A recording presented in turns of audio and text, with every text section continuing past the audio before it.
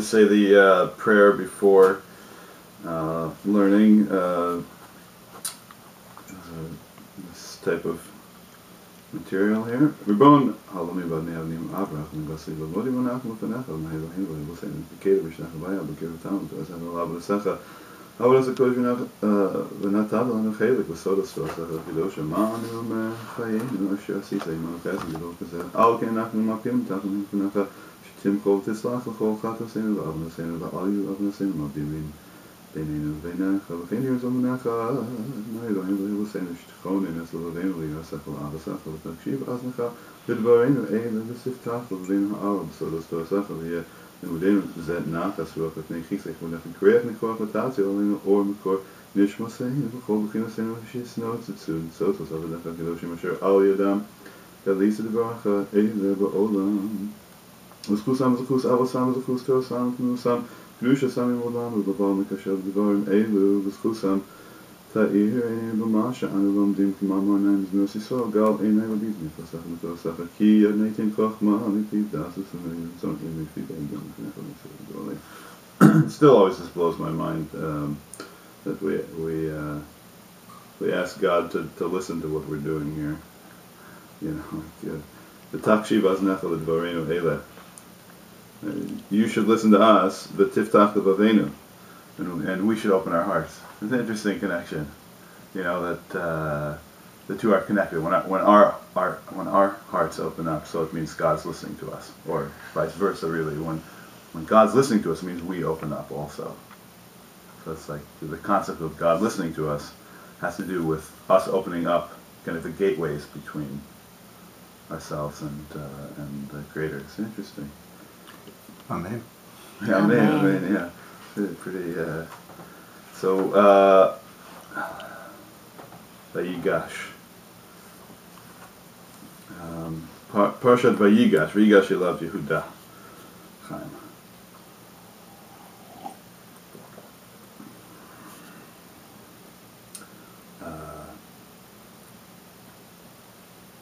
So the Zohar starts off, Rabbi Elazar Patach, Ki ata vinu ki Avram lo yidam v'Yisrael lo kirenu ata Hashem avinu golenu me'olam shmecha. So haikra ukma aval tachas. Okay. So the Zohar quotes Yeshaya, as it seems to do quite often, at the beginning of its interpretation of the parsha, and it quotes it particularly. I mean, it sounds silly, but it is particularly interesting pasuk, and it's part of a kind of an area in Yeshaya that's also very, very, very interesting in terms of God having almost like ultimate compassion with the Jewish people, ultimate patience, which I guess it would see it kind of actually makes sense in terms of what the Zohar goes on to say.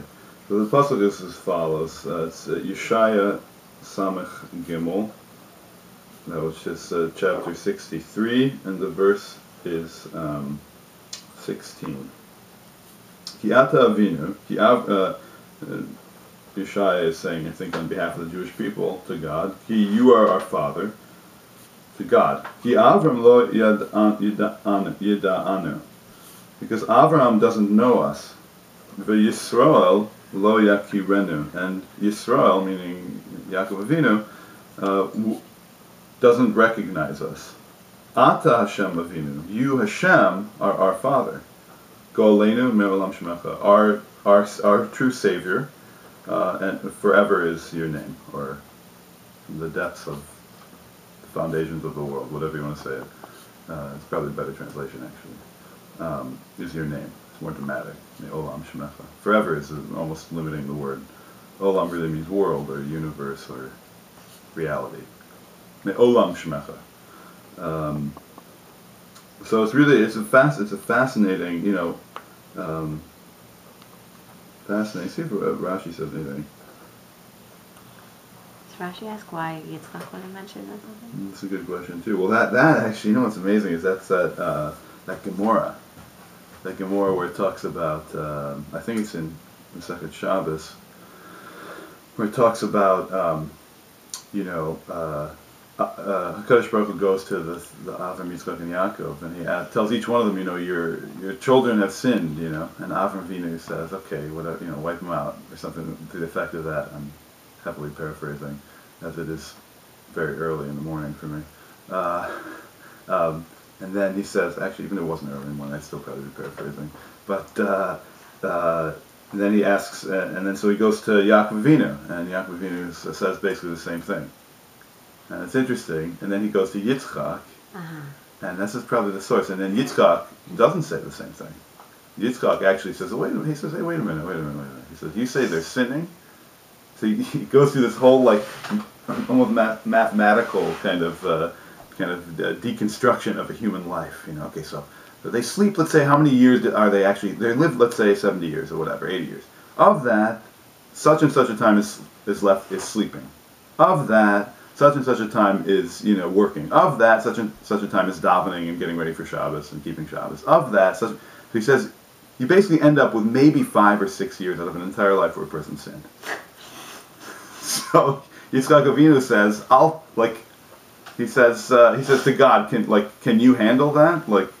What's 5 or 6 years to the master of the universe? And okay, so they sinned for 5 years, whatever.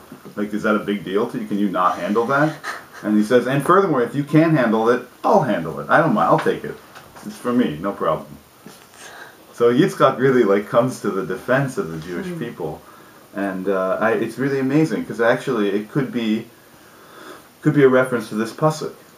It could be really because you're right. It doesn't mention Yitzchak, which is fascinating. Which also makes sense, and it's really Yitzchak is he's the least vocal of the Avot. He doesn't say very much, and his story I think is the shortest. I'm pretty sure it's a good question. How many psukim for each? For sure, he's the shortest of the three. Seems like it anyway.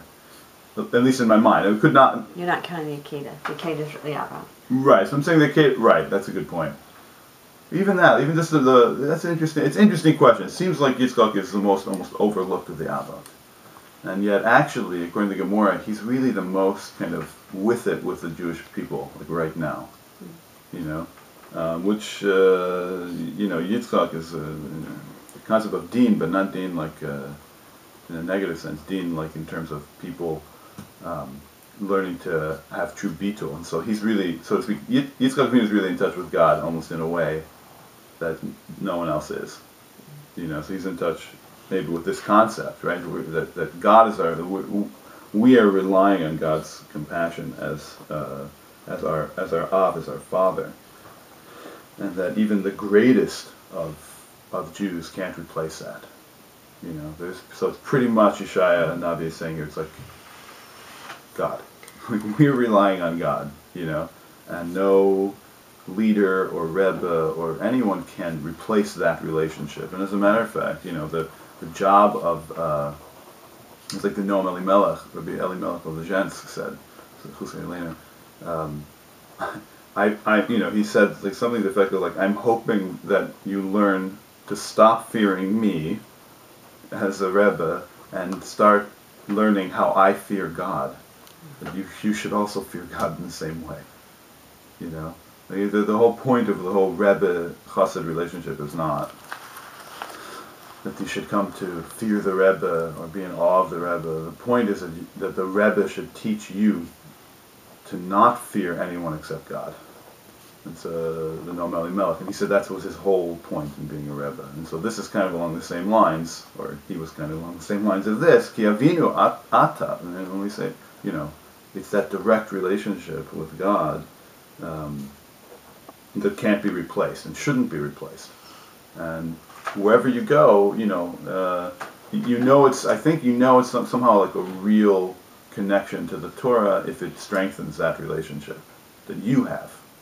And in that way, it's not only a connection kind of directly from you above, it's also like a lateral connection to the whole Jewish people. Because in that way, we're all equal. Again, in terms of, the pecking order, in terms of who knows more and who's done more and who's does mitzvahs better, the truth is, I mean, there is something to be said. Some people, it's very special. Like you go like to Israel, and it's very special to, for example, be with the Amshinover Rebbe for pretty much anything that he does, because he spends so much preparation, so much time, and so much of his entire neshama going into doing a mitzvah. It's very amazing to be around him and such a person. But compared with God, that he is no different than any other Jew. So even the highest Jew, the greatest, the greatest of the generation, the most amazing Jew, is really, when compared to God, it's really, we're all the same. And so I think it's the when you see a Rebbe, they should always strengthen that in you. And real Rebbes always do. They're never looking to, there's always a real relationship. Actually, as a matter of fact, that's one of the most startling things sometimes. You go see a real Rebbe, and they're actually just, I did actually go see the Amshel Rebbe once when we were on our honeymoon in Israel, and it was so mind blowing, because he just it was so amazing, he really just kind of, I started talking to him, and he really, he kind of put his ear forward and his head forward like this, and he just listened to me. It was like, with his entire being, he was just sitting listening to me. Because there was nothing else more important in the entire universe. It was really quite startling, So anyway, so even the greatest Rebbe, compared to God, is nothing. And in that way, so when we're all focused individually on God, it can give a unity, because we understand that we're all equal in that way. It doesn't mean we're all the same, but it means that we're all equal. We all have equal footing. So that's kind of what this pasuk seems to be talking about, and that has to do with Yitzchak Avinu. Again, the most practical, most real. Yitzchak Avinu is really looking, and when you really look at things, you have to have generates a lot of rachmanis when you actually look at what's going on. So that's interesting, very interesting connection. Okay, so the Zohar says, we learned this. They apparently dealt with this previously. We haven't had the chance to see it yet, but apparently they dealt with this pasuk. It goes on. It says, take a look at the following thing. God kad barakucha brichu alma. So God created the world. When He created the world, kol yom v'yoma avid avidata kedaka chazi. Kol yom v'yoma kama de itzrich. So God created the world, and He did His work, so to speak, in a very exacting way. So we're talking about Bereshis. Every day, He did what was needed for that day. Kevan da'ata yoma shtita, when the sixth day came, mivrei Adam, when the sixth day came, and it came time to create man. Ata oraita kame. So then the Torah stood up. Right, so already, again, you can look at the Zohar in many ways, but already you see that there's a connection between Torah and human beings. The Zohar is telling us from the very beginning of human consciousness, there's a connection between the Torah and people. So the Torah said to God, Amra Hai Adam. Da'at, interesting to put that in there. By the mivrei, do you basically? Sure, you want to create man? Says the Torah to God. Zminu la'agza kamach. He's going to make you very angry. Ilmale lo tarich rugza, and if you don't have patience, tavle delo yisbari, and if you don't have patience, it would be better if he wasn't created, right? Which is an interesting statement for anyone living after the Holocaust. Not that I'm saying it was like God's anger, but if in a world where God is not present, which is a world that's basically, so that's almost the definition of sin, is that there's no God consciousness, seems like it would be better not to have been created, So there's really been no experience that showed such a godless consciousness without God as was our experience in the 20th century in the Holocaust. So, again, I'm not equating it with sin, God forbid, but in terms of godlessness, in terms of the extent of a person going away from God, when you see the extent of such a thing, and I mean real God consciousness, not just religiosity. When you see something like that, you can say, right? Tavle de lo yisbar. Well, it'd be better if the person wasn't created to have to experience such a thing.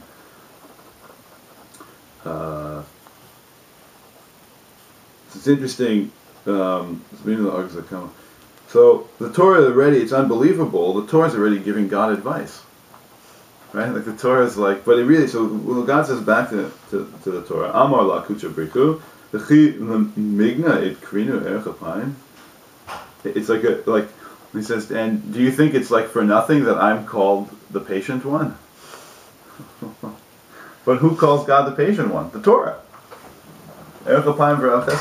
So it's like this whole, it's this amazing, like really what's going on here is, like the Torah, like basically seems to me God, that human beings, this was a kind of a radical concept maybe, human beings are an emergent quality of God's consciousness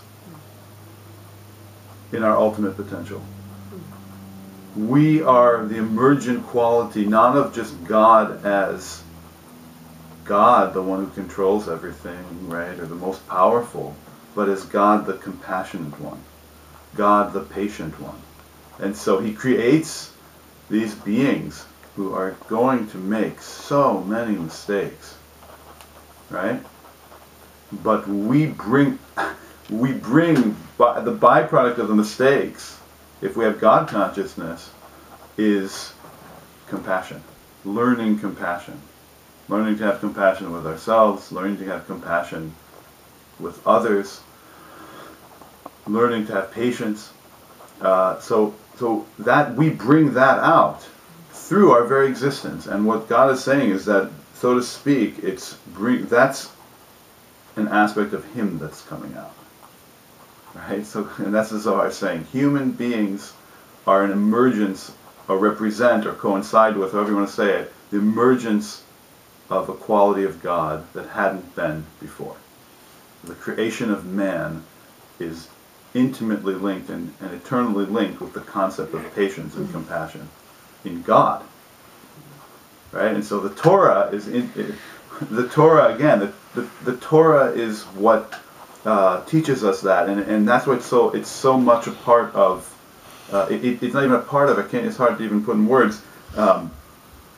It is man. The Torah, it is the human experience in its entirety, and it encompasses all of human consciousness and awareness. The Torah. So we're looking at the Torah again as not necessarily. We all, there's a kind of phrase everyone says, it's the blueprint for creation. And that's true, but it really, it's and the Zohar goes on to talk about that. But we're coming to understandings in quantum physics that creation has more to do with consciousness than we realize. Almost entirely to do with consciousness. So the Torah is not necessarily the blueprint for creation. It's the blueprint. I mean, it is, but it's the blueprint. As much as it's the blueprint for consciousness even more. And then creation is a reflection of that consciousness. And so the Zohar is saying, right away, they're showing us this connection, that the Torah is not just, another religious book, so to speak. It is the blueprint for man's consciousness, and therefore the blueprint for all of creation. And again, the emergent quality of God is represented by human beings, so to speak. And that's why, we're always asking God for Rahmanas. Every day we ask God for Rahmanas. Even in the prayer I said before we started learning, asking God for Rahmanas. And it's like that, who was it who said, I can't remember, it was a great Rebbe said, Vayomer Elokim Yehi Or Vayhi Or. So between man and God, right? Between people, it's different. If a person obviously hurts another person, they have to sincerely ask for forgiveness. And with God too, but it's a little different. It's a little bit different with God. So the I forgot which Rebbe said it. It says, Vayomer Elokim Yehi Or, and God said, let there be light. Vayihi Or, right? And there was light. So one Rebbe said, no, you have to change where you put the comma. So he says, we might go through our lives and we come to some dark times, God forbid. Right? This is relevant to the 8th day of Hanukkah, which it is today. It says, Vayomer, comma, meaning a Jew says, Elokim, God, right? Ribono Shel Olam. Yehi Or, I need more light in my life. Right? And then God answers back, Vayihi Or. So he writes, it was Nativ Shalom brings it down, that one thing you can always bet on. If you want more light, you want more understanding, you want more meaning in your life, and you ask God, it's built into creation, He gives it right away. It's right, it's always built in the very fabric of creation. So it's also kind of, I mean, it's not quite that simple, but I think it's that way also. We're asking God to have Rachmanis on us. You know, we made a mistake, we did something wrong. Like, it's God. You know, like built in from the very beginning, says the Zohar, is Erech Apayim. It's the very basis of everything, is God's patient with us. You know, He completely understands from the inside out. And is not disconnected. As much as God is completely ununderstandable, He's also not disconnected from our consciousness. As a matter of fact, He's intimately connected with our consciousness. So that's an interesting idea. So it goes on. Ella, says the Zohar. Oh boy, okay. Oh, sorry. Alright, we're back, sorry. Just turning that down. Actually, I'll turn it back up. Okay, Ella Kula Baraita Itbari, V'Kula Baraita Eshtachlal. Begin the Adlo Baraku Shabrita Alma, Atyan Kol Atman Kame, V'Alu Kol Chad B'Chad L'Mafreya. Okay, Zohar says something here pretty amazing, and it's a kind of famous mamar of the Zohar. Everything was created with the Torah, right? Again, so you have this connection. Human beings, the Torah, before creation. And then now you have, again, first it's human beings in the Torah, and now you have the creation is made from the Torah, right? The entire world was created from the Torah. And not only the world, the fabric of reality is created from the Torah. Kula Baraita Idbari. And V'Kula Baraita Eshtachlal. And not only that, everything is included in the Torah. So the whole world was created in the Torah, but the whole world is also included in the Torah. Right? So the Hebrew letters and the Torah is in everything. It's the fabric of existence. And again, it's the fabric of consciousness, really. Begin the Adlo Baruch Hu Alma. Right. So to such an extent that even before the world was created, all the letters came before God, and everyone from Tav to Aleph, backwards, came before God. So start with Tav, which is interesting. Alu Tav, Amra Kame, Utach L'Mivrei Bi Alma, in a question mark, I think. Amar Le'Lav. So, Tav said before God, was it your will to create the world with me? God said no. That your letter is going to cause tzaddikim to die. Tichtiv v'hitvita tav al mitzchot ha'anashim. This is that famous pasuk from was it Yirmiyahu? Yirmiyahu. Right. Tichtiv u'mikdashai tachelu al takui mikdashai el mimekudashai. It's actually an Ein Yaakov, Gemara. We learned it actually in Tisha B'Av. This is the one we were learning. Yeah. Begin kach alma lo yitbari bach. So there's this whole wild kind of when the the temple is about to be destroyed. There's some angel or something comes and he's supposed to mark a tav. I think he's supposed to mark a tav on I don't remember if it was the Rishayim or the Tzaddikim. I think it was on the Rishayim. It was on the Tzaddikim. Don't kill the following people, right? And he makes this mark on him, this tav. Tav means like a mark, and so they were the first ones to die. So it's this wild thing about how, this is very deep teaching about how unfair destruction is, and how God didn't want the tzaddikim to die with the Rishayim. And as a matter of fact, he told the angels specifically, don't allow the tzaddikim to be killed with those who need to go right now. And it didn't matter. The angels did what they wanted. This whole incredible teaching about God, so to speak, modeling the behavior he wants us to behave as. And it's this whole long, beautiful teaching about setting out, teaching, but then pulling back and allowing the beings you're teaching or the people you're teaching to then still have the free will to do what they should, even at great expense.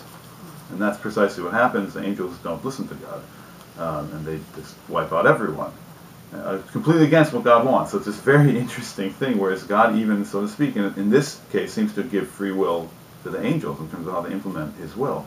It's fascinating. It's very problematic and very, very interesting, very deep. But it turns out to be in a section of the Gemara that's dealing with how do you raise children, and has these conceptions of how you how do you instruct your household, so to speak. This whole amazing, and so this comparison between kind of autocratic way of running a household, very discipline based, versus a leadership-based model where you provide an example and you talk and you explain, but you also allow the people in your household to make mistakes.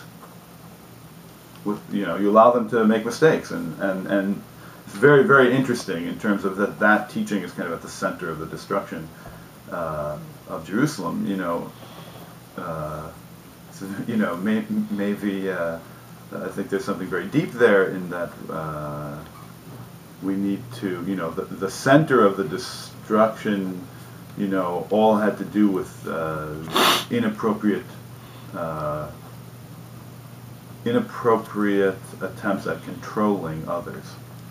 The first temple we're talking here, which was, the three big ones, which are all inappropriate, basically the ultimate extent of an inappropriate attempt to control someone else. This is Shrichus Damim, Gilui Arayos, and Avodah Zarah. Right? Those three all have the connotations of controlling in the worst possible way someone else's life. And so the fixing is to learn to lead as opposed to try to control. Anyway, okay, we went more into it than I wanted, but the Gemara mentions it. So tav, because the word hitvita, you should put a tav on, had to do with the destruction of Jerusalem. And God is reading from the Torah before it happens. It also has really kind of disturbing connotations, but meaning in a way, it's also kind of comforting in a way. Meaning God knew, meaning all of it is part of almost like it's like an extended 7-week seminar or something, I don't know, but or 7,000-year seminar, where we're learning something as a race, human beings, and it's been prepared for us, from the very beginning, that our consciousness should develop, this way. Fascinating. Again, it's not to take away free will at all. It doesn't. That's the hard part. If we believed in determinism, then it would be easy, but we don't. We still have free will, and yet certain things are, again, it's like it's fascinating to think about. It's a paradox, I suppose.